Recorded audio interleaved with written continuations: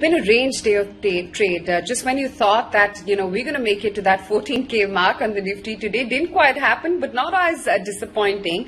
We managed to cling on to that 13,900 mark and yes, got pretty close to even clocking 14K. And that was the level that we were eyeing on the SGX Nifty to start off trade with. On closing though, we were a lot less tempered. We closed in just marginally higher, about 41 odd points or so on the Nifty futures, and a closing coming in at 13,932 to be precise. The breadth of the market, even though it started off with much fan and fury, that also tempered down towards mid-session and managed to close in favor of the declines. Then you had about 83 stocks standing to the declines, with just about 56 odd standing to the advances. It was a bit of mixed bag when it came to the Nifty performers. Let me just walk you through those.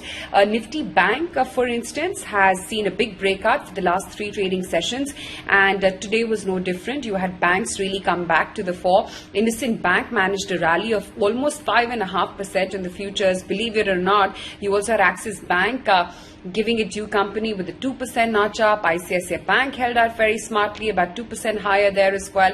Financials like HDFC as well participated in today's trading session, and HDFC Bank as well held out very smartly. Banks continues to be a theme which is playing catch up, but IT continues to grow stronger and stronger by the day, and today was no different. So you had TechM as well up about 2.5%, HCL Technologies which was up about 1.5%, and similar was the move on Infosys and the likes from within the broader market universe as well. What came off today particularly was the metals trade. So Hindalco was down about 2.25%. Ancillaries like Coal India was down about 1.6%. JSW Steel as well ebbed off a little bit. And Reliance has been very muted off late. And today was no different, down about 1% in Reliance Industries today as well. ONGC, Maruti, Tata Steel, Cipla, HDFC Life were some of the other laggards in trade. Sectorally, if I just have to paint a picture, it was largely banks, which was really the outperforming in the standout sector today. Besides that, metals, like I said, they caved in. You also had red ticks coming in for pharmaceuticals, for power, for real estate, for telecom, textile.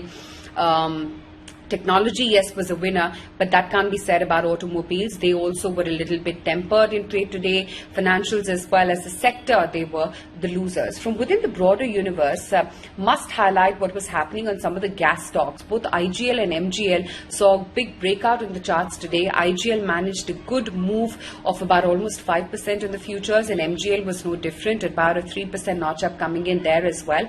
And not just private banks, PSU banks as well came back to the fore. So SBI was a winner, that continues to be the case. But PNB, for instance, held out very smartly in today's trading session, about a 3.5% bump up coming in for PNB as well. So good day, largely you would have to say, but still got a few days. So let's see whether we make it to that 14K mark on the Nifty before the year ends or not.